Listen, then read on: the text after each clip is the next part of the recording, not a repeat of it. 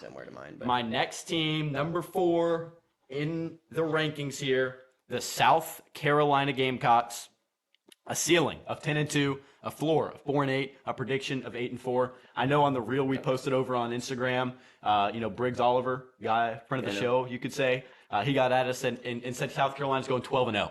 12-0 with a national championship season. Unfortunately, Briggs, that's not what I got. I got 8-4. Wins: North Carolina, Furman, Mississippi State, Kentucky, Vanderbilt, Jacksonville State, Missouri, and Clemson.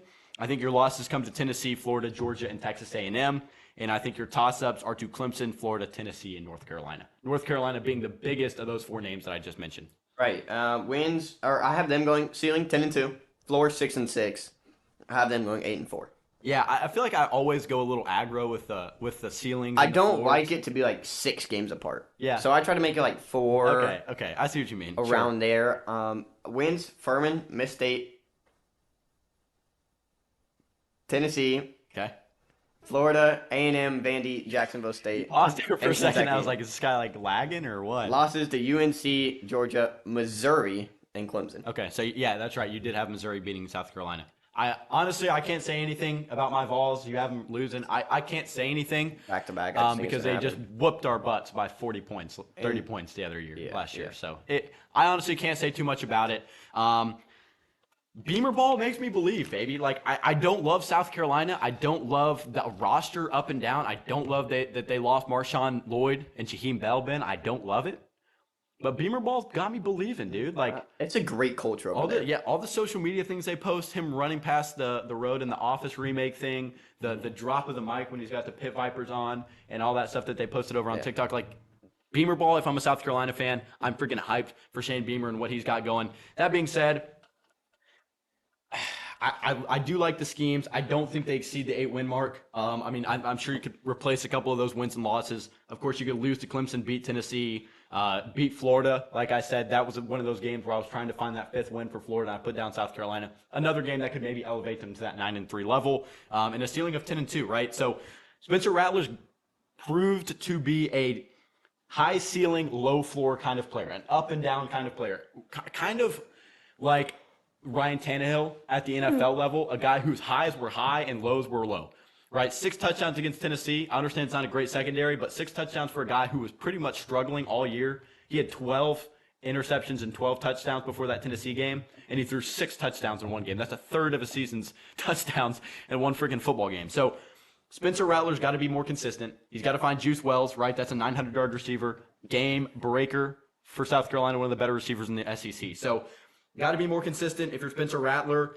you got to prove to be a top 5-6 QB in the SEC, in my opinion. Right now, he's not that for me. But again, look, he's veteran now. He's a big guy on campus at South Carolina. Maybe he proves me wrong. I don't know if he's good enough to make this team a college football playoff, New Year's Six type of team. You know, when I was looking at the stats, like I saw Antoine Wells and I was like, why do I not remember him? It's Juice. Okay, that's why I was like, okay, yeah, he's a dog. Okay. Yep.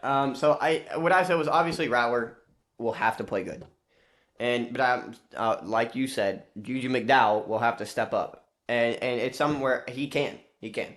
And so someone that I did talk about though, I did highlight is Nicholas Harbor.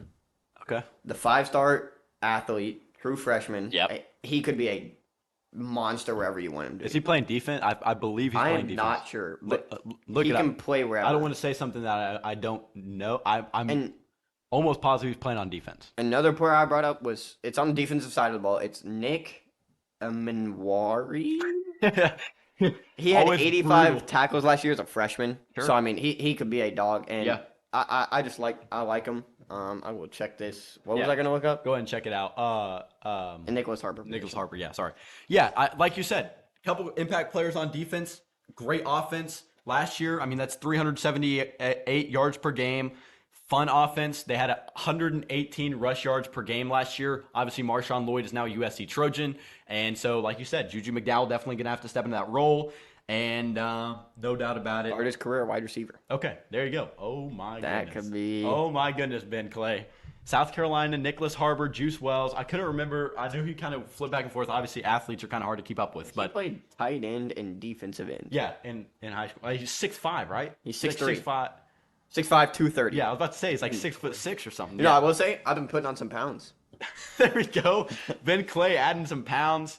We're looking to make a district run next year. Exactly. All right, we got to have you bulked up. Exactly. Anyways, Mario Anderson, the backup running back. He comes from Newberry College, who kind of competes in the SAC conference of the D2 level. Carson Newman's out there, Tusculum's out there, Wingate's out there. Familiar with a couple of those programs. So, like you said, Nicholas Harbor, Xavier Leggett, Juice Wells, all those guys are going to be key receivers. Not to mention Eddie Lewis. He transfers in from Memphis, Rutgers, and a community college, so he's on his 4th school. Nonetheless, bring a good slot presence, 6 foot tall, 185 pounds on his 4th school. Though. They did what they had to with the receivers. Sure. They brought in 2 4-star transfer tight ends. Yep. And Joshua Simon and Trey Knox. Trey Knox is going to be a beast. Out of Arkansas. Yeah. Had a solid quality play over there. Yeah. And so Spencer Rattler, every time he's had the weapons. Yeah, I agree. It's what he can do with them. And we've seen good, we've seen bad, we've seen Spencer Rattler. Sure. So it really depends. The offense really sets the tone for this team. Yeah. And so I'm looking forward to see what they do. Yeah, Trey Knox, 440 receiving yards, 6 touchdowns. He's versatile, can block, big frame. I like him. Defensively, bring in a couple of transfers. Shout out Last Chance U. They got East Mississippi Community College defensive lineman Elijah Davis to make an impact. Jerron Willis from Ole Miss and J.D.S. Greer from Syracuse. Both guys are going to have to prove themselves. Going to have to replace Cam Smith. My guy to do it, O'Donnell Fortune. Played 9 games, 16 tackles, 2 interceptions. He got a lot of rip in the Outback Bowl against Notre Dame in 2022. Had a pretty good impact. So Cam Smith going to have to be replaced. They got a couple key pieces up front. Expectations for the South Carolina Gamecock football team. People shouldn't be overhyping this team, right? They're raising the expectations too high for this football team. I think the expectations need to be lowered so then you can exceed them, right? I like Beamer Ball. I like what they're doing. Don't get too high on this team. Don't get too low on them, right? Solid team, did a lot through the portal. Rattler needs to prove himself a little further for me to believe in this team further. And look, 8 wins isn't bad. You got a good recruiting class. I think Shane Beamer's 99%. You know, in NCAA football 14, they'll have a meter on how safe your job is. I would say Shane Beamer's probably like 96% safe. Yeah, he should be solid. People in Columbia love him, and I don't think there's any problems keeping him around. So, you know, South Carolina, number 4 team in the SEC. Ben, you before we get to number 3, 2, and you 1. were talking about someone who will have to step up for Cam Smith. Marcellus Dial last year, 6 picks, 12 pass deflections. I don't even know if that's stepping up for Cam Smith. I think that's just him being a friggin' dog. He was better than Cam what he's Smith. doing. Sure, yeah. So corners, they really like these SEC teams. They're so good at having someone ready. Yeah. You know, like they know you lose Cam Smith, you lose Jalen Carter. Those players, it doesn't matter. You get a solid player right next up to him. Yeah.